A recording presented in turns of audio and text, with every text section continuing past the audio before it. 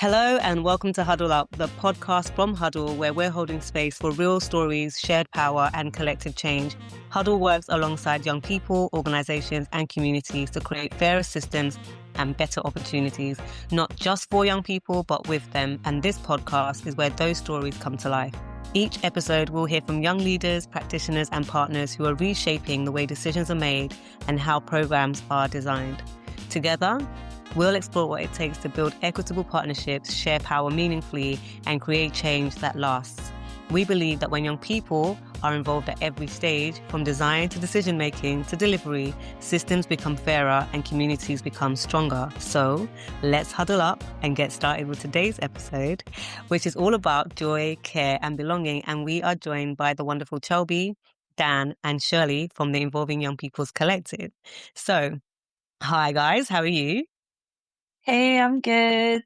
Yeah, lovely to have you all today on the podcast.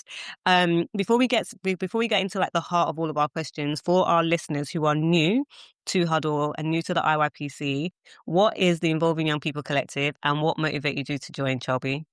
So the Involving Young People Collective is a group of young people who work alongside Esme Fairbairn, and we're there to be a kind of critical friend to help them design different grant making processes and even more lately design our own funds within there.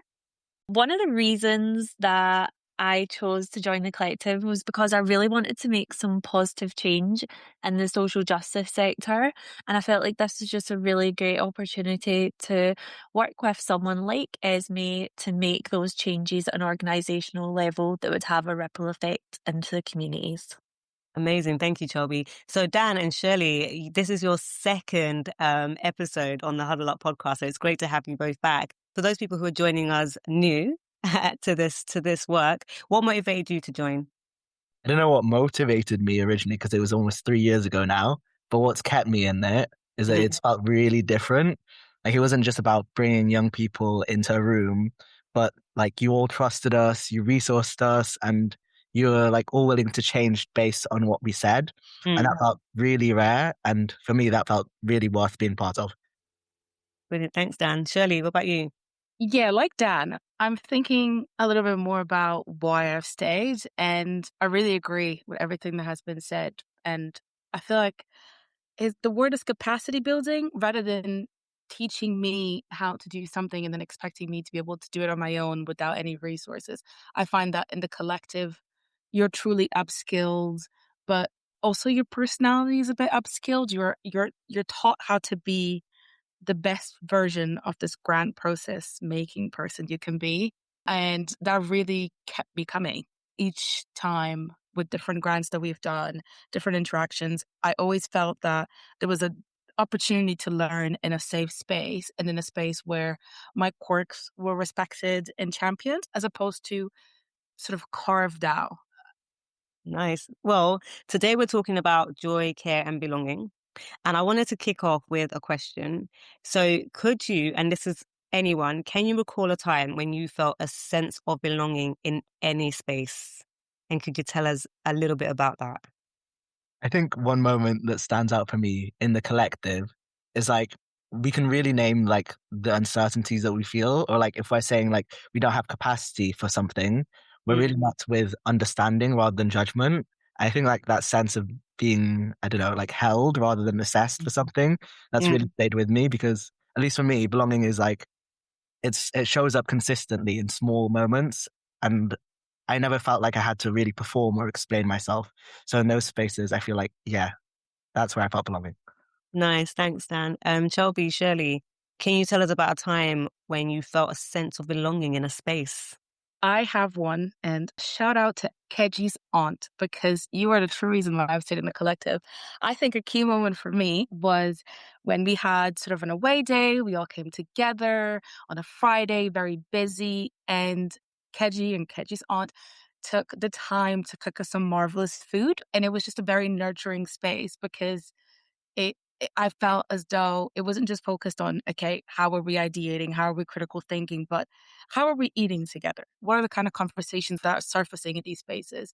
And that kind of nurture, as someone who is African and Angolan and really passionate about the way food brings people together, it's always my definition of belonging. And it's always the thing that I ask for at every away day. I'm always like, Keji, what is the food like?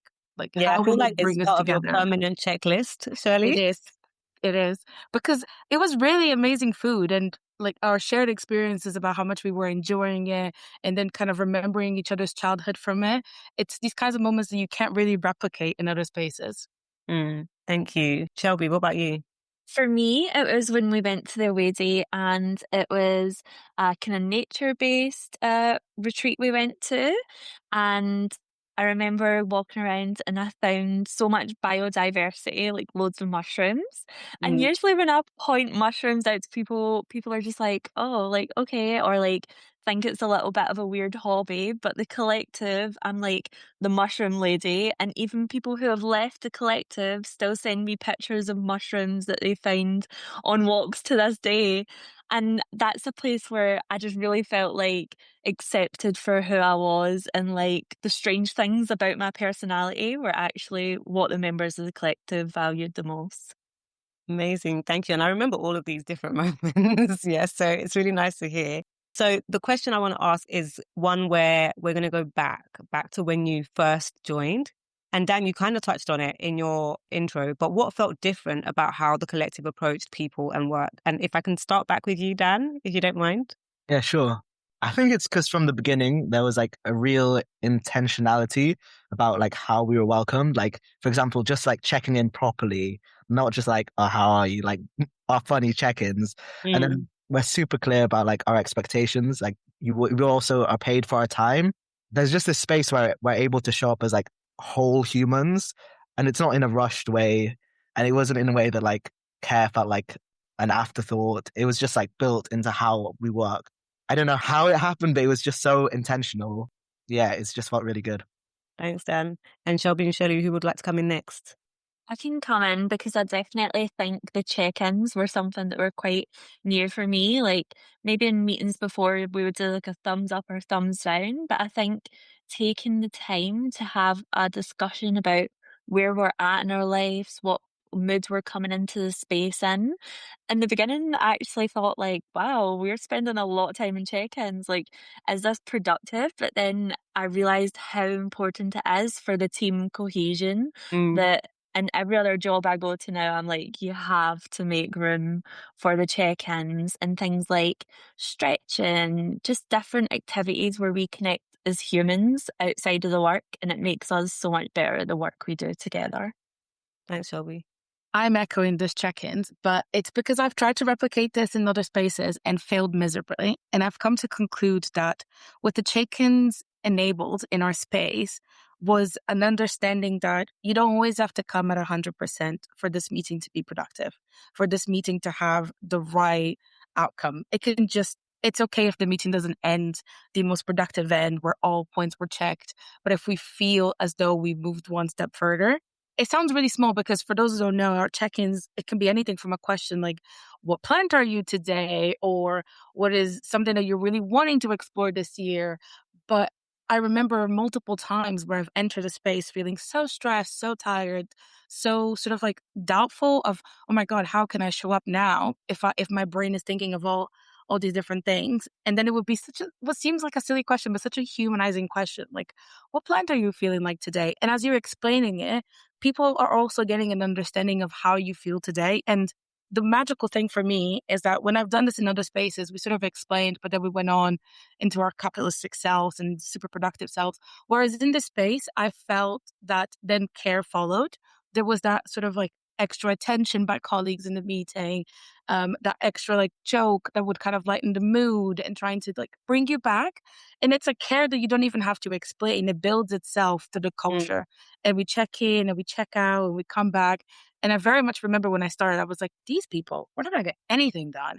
And now 3 years, I'm always thinking like, oh, what kind of checking question are we having today?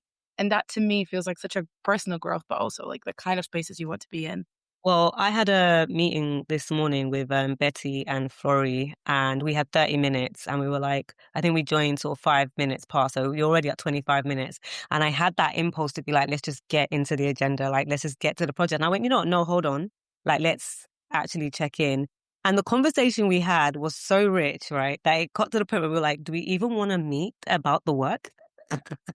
But it kind of like, it helped us to learn something new, and also like to see where there was some like similarities or things that we've been thinking about like in the same time frame. And it was just weird, but it was like fun weird. And then, like you said, we were able to then just get into the work, and we were able to just kind of like knock off everything. And I'm really glad that I didn't kind of jump into let's leave it. And it's often the thing that gets like knocked off the agenda. But yeah. I also want to say that in Yeah. these moments is where I've realized that, especially in online spaces, I think we're even more tempted to just get to the work. But it's exactly where you were saying, these sort of check-ins are relationship building or culture making. They're building the way we will work in a way that is unique and a lot stronger had we just sort of skip these processes and we're like face to face. Because face to face, you do it. You say, oh, how was your journey in? And then you kind of move on from that. But for some reason online, we're always tempted to just stick to these marks that don't necessarily lend themselves to the joy and care that we want to be able to embed these practices a little bit better. So I'm going to ask you offline, what was the check-in question? Well, I'll just say that we were talking about sound baths. Okay. Ooh. Yeah, we were talking about sound baths, and we can pick that back up in another session. Could do a whole episode about it. So you've all been involved now in the collective for 3 years, and whilst you're current members, you're also outgoing members, which is sad. But I want to ask this question of how has being part of the collective shaped how you think now about joy, care, and belonging at work? Because I feel like this is a topic that everyone's wanted to talk about. So I'm really curious to think about your 3 years in this work, where you are now. How has that now shaped how you think about joy, care, and belonging at work? I can go first. For me, I work in like healthcare on the other side of my life. And so I'm going to be a team leader at some point, and it's made me really think, how do I want to lead a team? And I think when they teach you leadership skills, it's about like efficiency, organization, like profit maximization. And I've realized that like a lot of people who are in healthcare are very stressed and are very like unhappy at work. So I think for me, it's changed my perspective of like what successful looks like within a team. I think it has to hold spaces where you talk to each other, where it's not just about the work, and really value breaks, which is something that gets forgotten a lot of time in healthcare. And it's something that I've realized in the collective.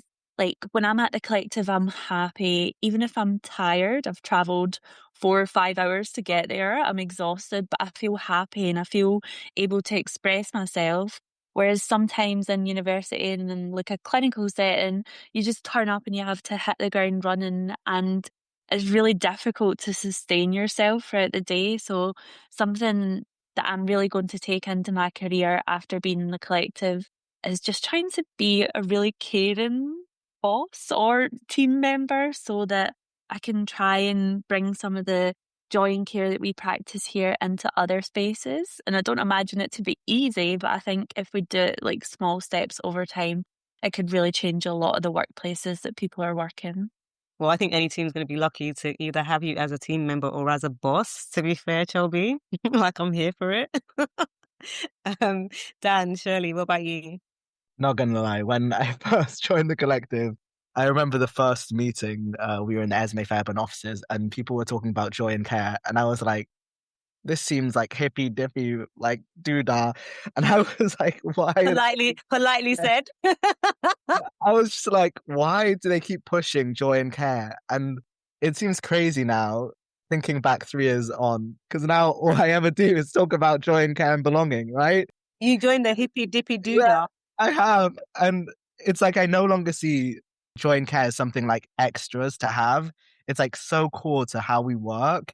The collective has just helped me unlearn this idea that seriousness equals like effectiveness. And now I just see joy and care is actually how we make the work stronger and more sustainable in the long term. So yeah, I'm just like, I've joined the cult. I've joined the cult. Yeah, I like that. Shirley, would you like to answer that? Yeah, I think when I started, I was quite joyful. If you meet me, I'm always super excitable. So I was like, joy, I can do loads of joy. And in many ways, I've learned in the collective that joy is in those very small moments that you might not think. And I learned that it's less about how many times am I going to feel joy and more about holding on to those moments of joy and using is the wrong word, but relying on them to carry you through those moments that feel a little bit difficult. And we had that multiple times when sort of like working on funds together and ideating on really difficult things. Like I started working in the values. And while values conversation is really important, it can also be very draining because it feels like you're not reaching anything. So for me, joy, I've always felt like I had that quite locked down. But what I really learned in a very transformative way was the care component. I also work in healthcare, and I've always identified myself as someone who provides care for others, who's considering care in a big setting. We're thinking 100 people, 500, never necessarily in the small acts. And being in the collective throughout the 3 years, I can now pinpoint small moments where the care would sound so small. Like I remember one of the first away days where you, Keji, had all those like fidgety toys, and I had never realized how much I needed those to focus. The coloring books and how much they like amplify the way I'm able to participate. And now they are a practice of my own. It's something so small. I remember in year 2, me and Dan just sort of thinking, I just need to rant for a second. Can we just hold each other in this moment? And the care in that, like that's so small. I think one of my biggest learnings is that care is nurturing and is less about the level of the impact and the amount of people and more about the magnitude and what it feels like in yourself or in the people that you're impacting. And that's not really what I had in the beginning. In the beginning, I came very healthcare, very focused on like impact, big numbers. And now I'm leaving thinking, I can't be part of a team that doesn't hold care. I can't be part of a team when we're not having these small check-ins, these moments where I get to be myself and show up and feel held, because then I can't show you how good of an impact I can help you make, because part of me is always staying at home. And when I started, I was really sort of like unsure about these things. I always just thought healthcare, you show up, you do. And now I'm more like, yeah, healthcare, you show up, you do, but you also receive, because otherwise we're going to continue to take from an empty pot. And there needs to be something to kind of fill up the pot. Does that make sense? It Maybe I does. went And a bit too kind of feeds kumbaya. into the question that I wanted to ask, and you've already touched on it, so I'm going to ask Shelby and Dan to weigh in here. But I guess for people who are listening, whether they're young people or organizations, what does the joy and the care actually look like in the work that we do? How does it show up for you? I think for me, it's definitely the check-ins, the stretches, finding good spaces where we're enabled to have fun. Like whenever we meet up together, it's always in a space that allows fun and joy. But beyond that, I think it's just our whole ethos. Like I would feel comfortable to say, oh, I don't feel too good today. Can we reschedule? Or like, lots of different things that I think in other workplaces is kind of frowned upon, and it's more just get on, get things done. And I think that's actually counterproductive. So for me, it also comes from the individuals like yourself and Florrie, Keji. Yous are very kind, nurturing people and like hold space for us regularly with the one-to-ones. And I feel like comfortable with yous, which is something that other people who are leading the teams, they don't necessarily allow those kind of spaces. And I think just the way you show up as an individual can also really impact the joy and care. But the way we speak to each other, and if someone's going through something, there's little comments in the chat or little emojis when people are talking, or someone says something profound and you get the little finger snaps and you just feel held in that space. Those are ways that joy and care show up in our every day for us. I'm just imagining that, Shelby, and it's like giving me like warm, fuzzy feelings because it is that. And I don't think it was necessarily always there from the start. Like, I feel like for me, I was quite guarded to it. And I was like, I don't really understand. Like, why do I have to be open and like share all these parts of myself, especially with the check-ins? I was like, sometimes it's just easier to be like, no, I'm okay. And not go like deeper beyond that. But I think after building that relationship with everyone in the collective and how like honest other people in the collective were, it kind of allowed that space for all of us to just become vulnerable in that space or open and honest. Mm. And it just looked like, just like day to day, we can have like our check-ins and all this, But it is what you said, Shelby. It's like we celebrate the small wins. We do have those more emotional check-ins, but we also have that space for like just silliness and humor, but also being humans in this space. Like we can just be. And I think that's the one thing that I've like taken away from like this joy and care stuff is like we can just be. We don't have to be this or that and just be. Really want to just add, I think it's also because we value the pause and the pivot. I have never worked in a space where you can say the words, the vibes are just not right. And that is enough for us to take a pause and to think about the subject in a different way, in a different day. We're very intentional about ensuring that whatever is the outcome is in alignment with what we're trying to put out. And that in and of itself is a level of care that is hard to find in other spaces because you're so focused on those KPIs. And it has blended itself really well for us in the sense that we've had some very difficult conversations, but it's enabled us to come and say, okay, that day I was too frazzled. We went on about the subject for too long. And now with a clearer head, a clearer mind, we want this. And that's why we have the funds that we have, the IYPF, the Youth-Led Creativity Fund. Those wouldn't be there if these moments weren't there. So I think the impact speaks for itself, both to the people we're helping, but also to the collective. I feel like you're helping me segue into questions very easily, Shirley, because I was going to ask, like, how do these practices influence the partnership with Esme Fairbairn?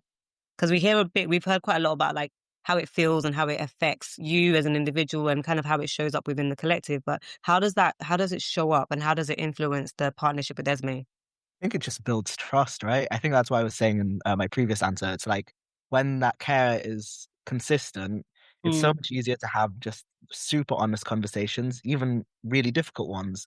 And I think that partnership is a lot more accountable and a lot more human because people are like able to be safe and name those concerns or challenge things when needed. Mm. And like back to what Shirley was saying, it's so nice that we don't just jump straight to outputs. Like we can just arrive into that space, share how we're doing and ground ourselves. And it does sound small to people, I guess, but it really just does change the whole atmosphere. And I think for me, it really reminds me that we're not just there to produce something, but also to just be in relationship with each other. And I think reminding myself that that's key to any work that we do. Thanks, Dan.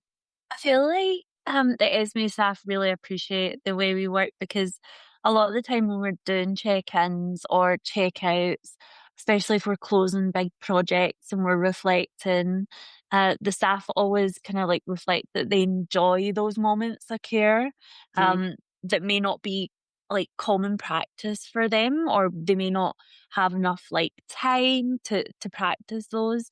And I feel like whenever we do the check-ins, you can really see the staff are enjoying it as well. Maybe if they're a little bit uncomfortable in the beginning, like we said, it takes time to get used to.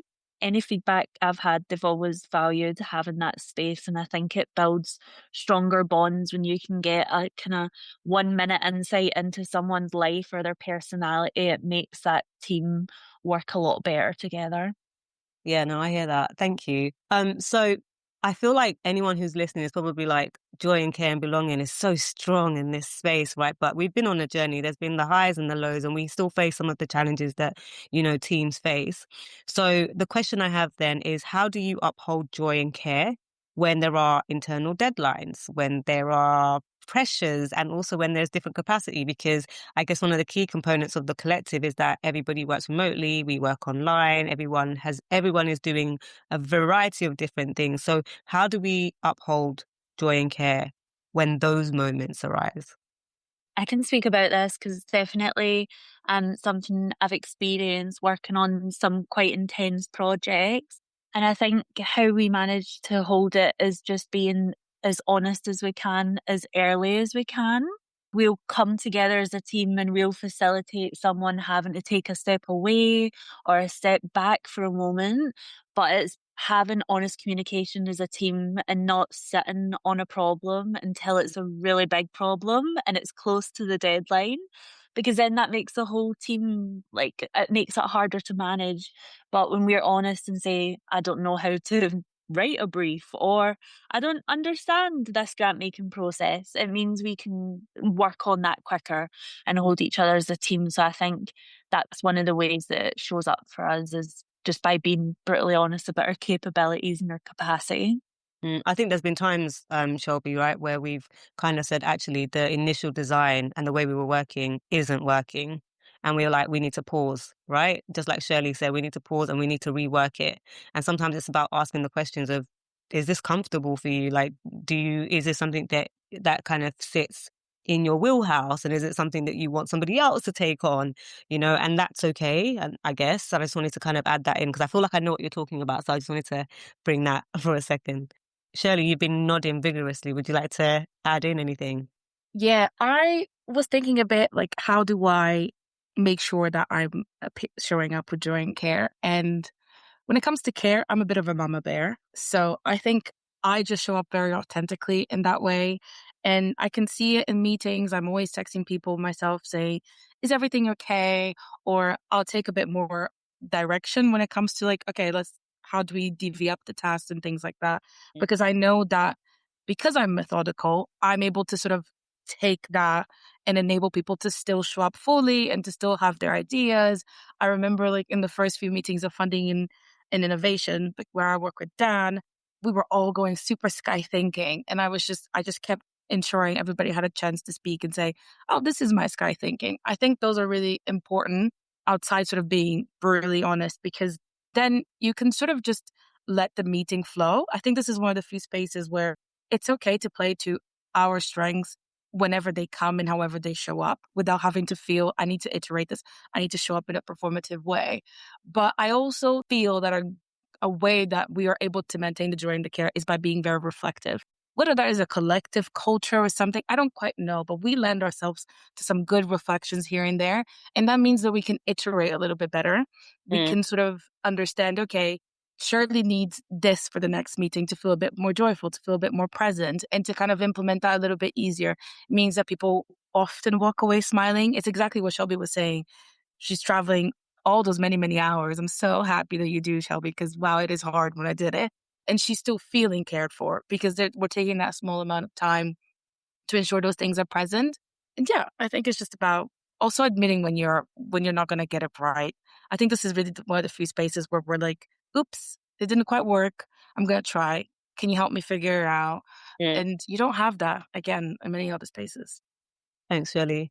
So, what boundaries help make care sustainable rather than exhausting?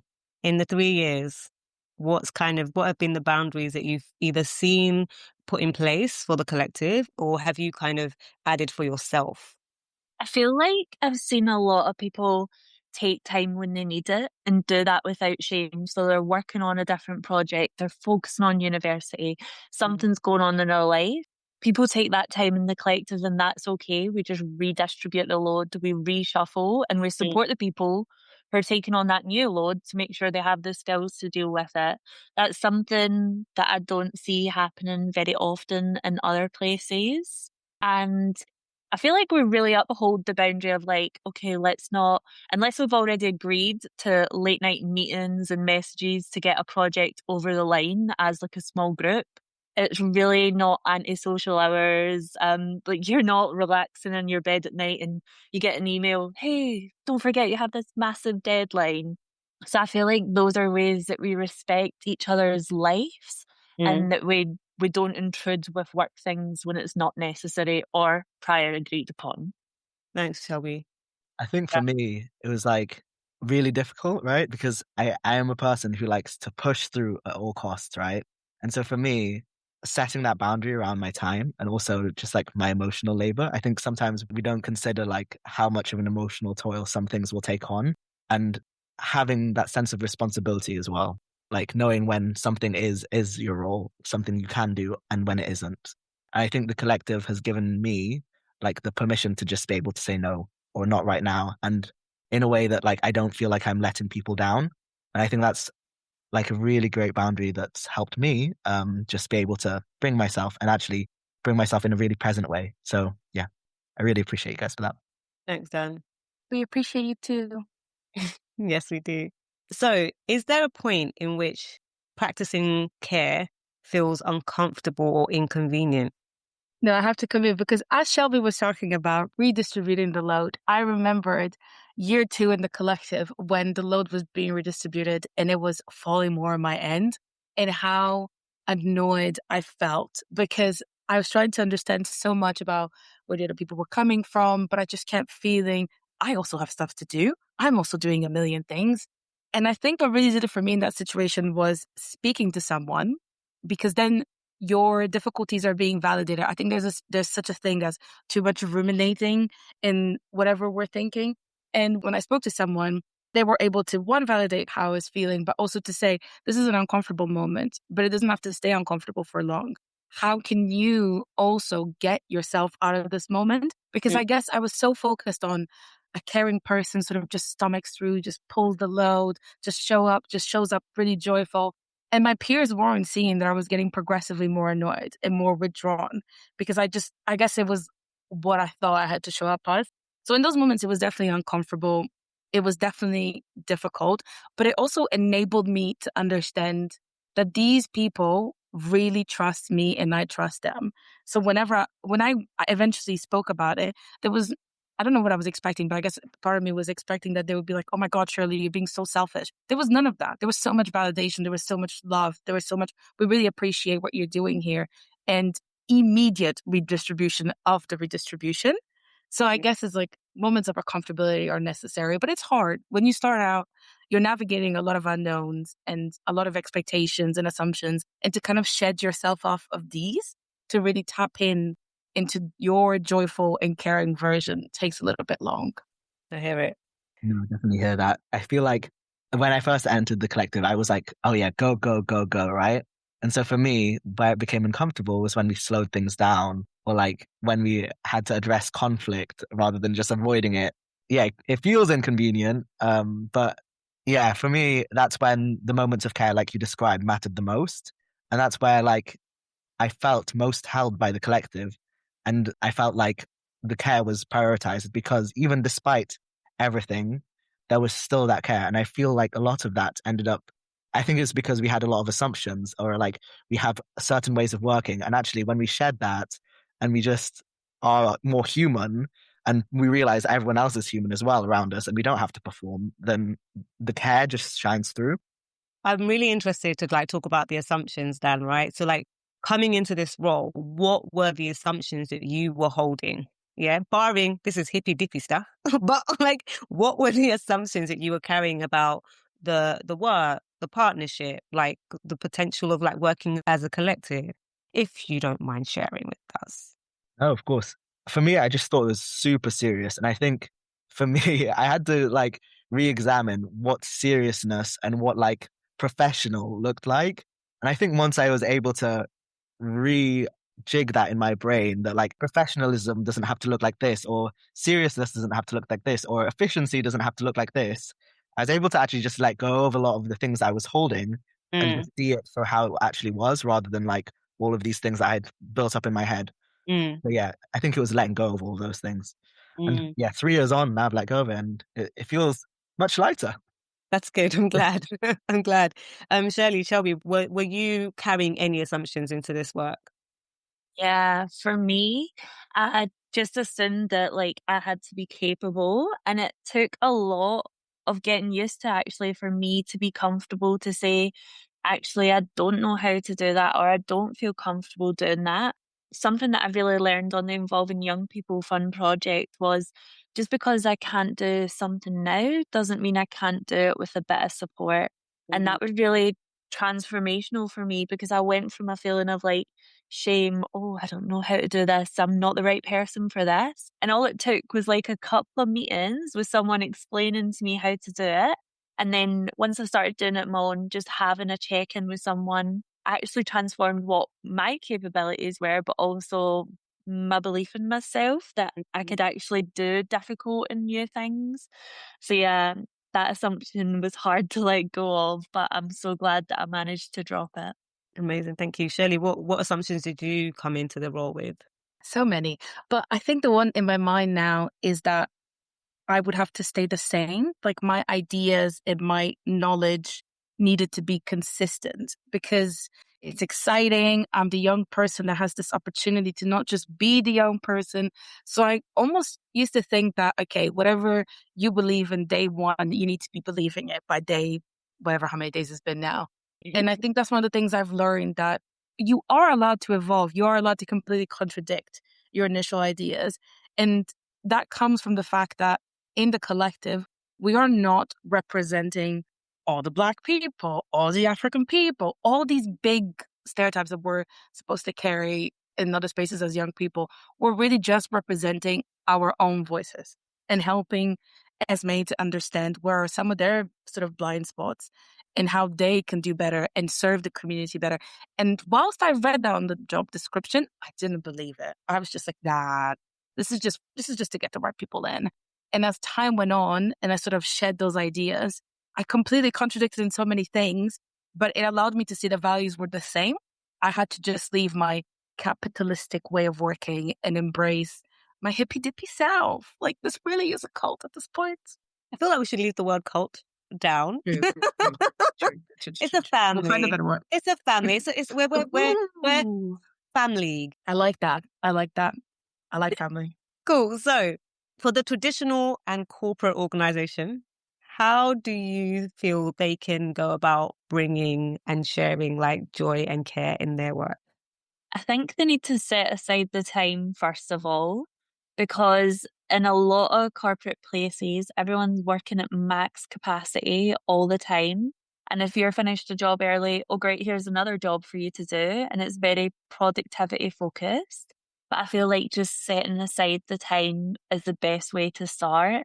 And even if you don't know how to start, like just lean on some of the examples that we've given in this podcast. Try it in your next meeting. Just give it a go. And in the beginning, it probably will feel uncomfortable. And that's because you're not used to it. It's like learning any new skill. But just try it. Like, what's the worst that could happen? Set aside the time and try it.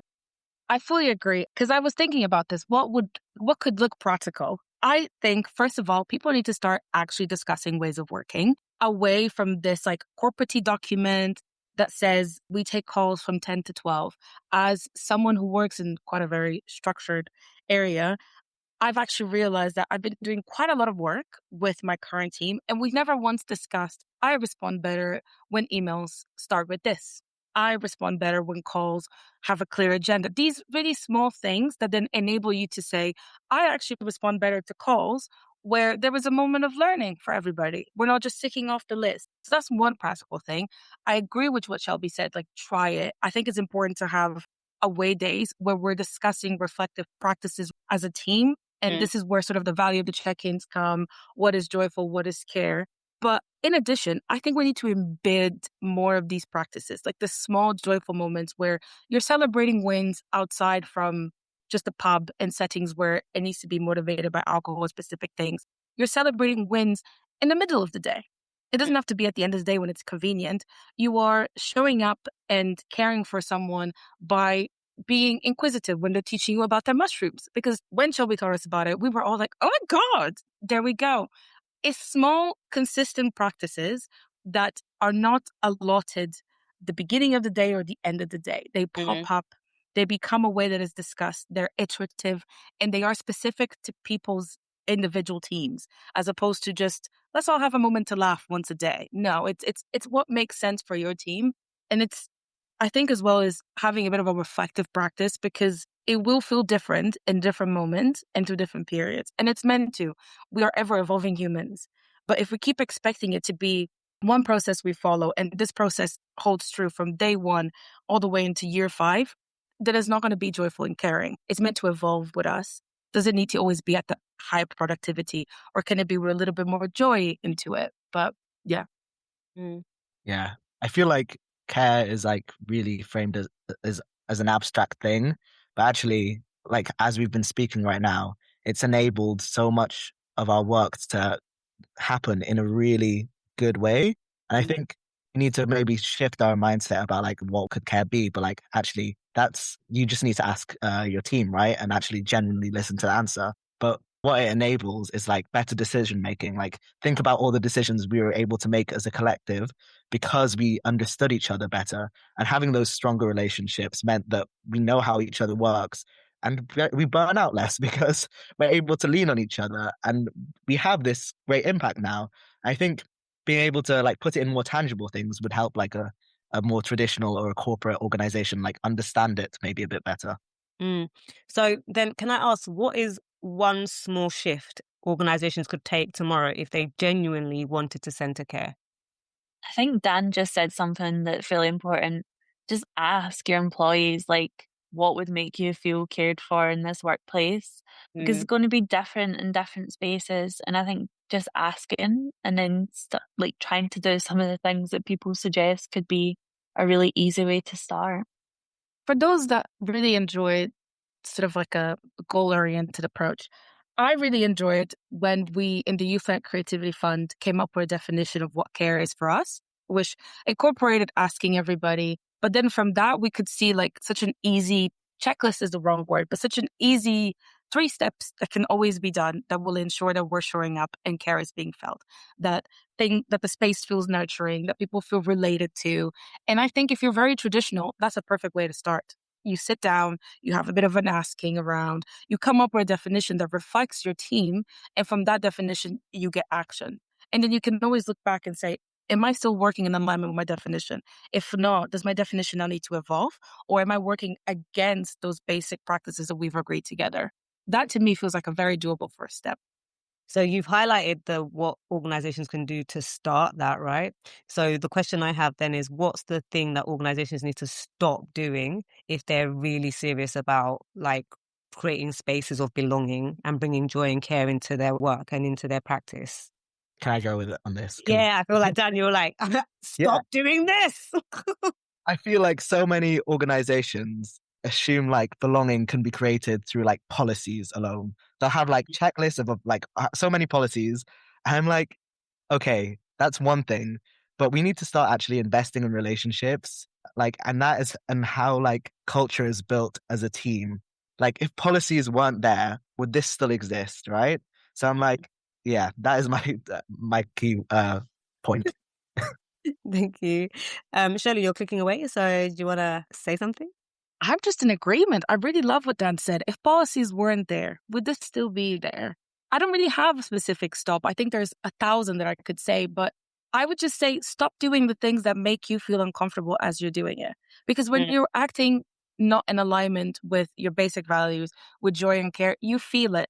But it's almost like we've learned to mute those instincts and to keep going. So stop muting the instincts would be fine. Stop muting. Be open to the reflection. Be open to the positive criticism and just sort of embark on this journey, because on the other side, it is better. You have a lot more trust. You have better decision making, and the impact speaks for itself.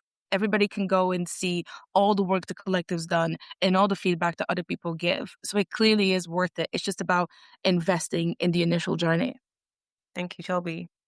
I think for me, it would be stop trying to make everyone into like a carbon copy of each other, because I think something that brings so much joy and excitement in the collective is that we all have such a vast, different experience of life and interests, and we really celebrate that. So someone who's good at stretching leads the stretch, someone who's good at art leads the art session, and lean into the individuals in your company instead of trying to make them all fit into one really rigid box, which is just going to be so boring. Like really celebrate individualism and promote people being their authentic selves in the workplace. I hear it. I agree with it. And I'm going to ask this question. How do you stop joy and care from becoming performative rather than real? Because there are a lot of organizations out there who are starting to talk a lot more about joy and care. But how do we stop it from being performative and it being a real thing that people feel like deeply and they see and they can smell and they can taste? You can use all the senses to like feel it in that space. So how do we get that? How do organizations get that? Actually backing it up with like action. Like care shouldn't just be about how things feel, right? But like who actually has the power, who gets listened to, who's actually protected when things go wrong. And I feel like if joy and care disappear as soon as things get difficult, it's a sign that it was always performative, right? That is very true. That hits home. That really hits home, actually. It really Shirley, does, Chelbi, do you doesn't have any it? thoughts? Yeah, it really does. For I'm having me, a moment here. right? I was like, in moments of struggle. The way for it to not become performative is to always embrace the messiness that it is. Because if the way in which you're showing joy and care can literally be put on a poster and it looks very LinkedIn, Instagrammably, you might be going down the wrong path. Like if the picture is so airbrushed, you might be going down the wrong path because joy and care needs to shift as the seasons shift. And it needs to look different as your team evolves, as you're working in that space. And that's the only way it won't be performative. But to me, I really like what Dan said. And I think for myself is joy and care will not be performative if those at the bottom of your organization feel cared for, listened to, and are able to provide you with actual examples rather than just say, yeah, we went for a cup of tea and she asked how I was the other day. When they're able to give you those examples that feel raw, that feel a bit like, oh, this is so specific, you know you're doing something well. And I want to repeat what Shelby said. It has to be authentic. So the examples will be different. It will ring different. The three of us have been in the collective and the check-ins mean completely different things for the three of us. They hit different points. The food nurtures something so unique into me and it might not to the next person. And to me, that's how it stays true. It always becomes performative when you can write that co-pilot example, write it for LinkedIn. That's my opinion. Fair enough. Thank you. Shelby, would you like to add anything? No, I have nothing to add for the first Fair time ever. Okay, so what does accountability look like in a culture rooted in care? I can speak to this as someone who has struggled with accountability in the past.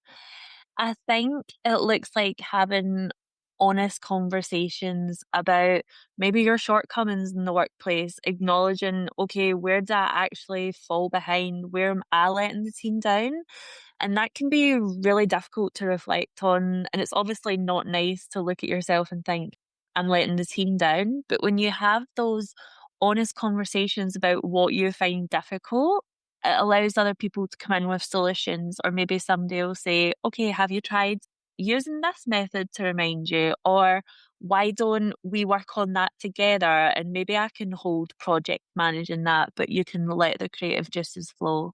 So I think it definitely takes honesty and being honest about yourself and your capabilities and sometimes your shortcomings is not easy, but it's going to be something that enables you to grow personally, but also your team to grow because you're not pretending and making false promises that are going to continue. Thanks, Shelby. Dan, Shirley, do you wish to wade in on this? What does accountability look like in a culture rooted in care? I'm going to weigh on the opposite side of the spectrum where I think I'm quite good with accountability and sort of doing it. But I've come to realize that in doing so, I might alienate other people from being able to say their shortcomings and all these things, as Shelby was saying. So I think accountability that is embedded in joy and care for me now looks like taking 3 to 5 really big, deep breaths. And instead of asking the question, oh, why didn't you do X, Y, and Z, is how are you? How does your mind work? Because when I made that shift, I understood that, wow, okay, I can get a lot done without feeling like people are not doing their bit, but just accommodating to how people think differently. So yeah, that's my 2 cents on it. Thanks. Cool. So, what advice would you give young people entering spaces that don't yet center or value care and belonging? I think this is such a tough one, but I have two minds on it. One mind is run, like just don't engage, because that's something that I've had to learn as a young person is to notice when workplaces are toxic. And it's something that I've only gained through lots of years of experience is to recognize when a workplace doesn't serve me.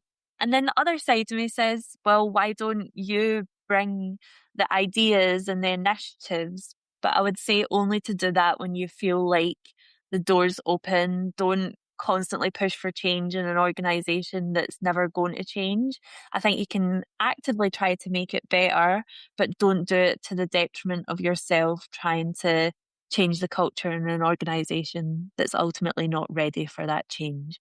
And to know that there's amazing organisations like HUDL out there and places where you really will be held. So search for those opportunities, and maybe keep your current job on until you find them. Keep the safety net. Shirley, Chelbi, I love the real. Love it. I think from a more pragmatic or a version that feels a bit more honest to myself, I would say, because when you asked the question, I was thinking run. But then realistically, you could find yourself running forever. These spaces are still predominant. So I think I would focus a bit on what I can control versus where I can't control.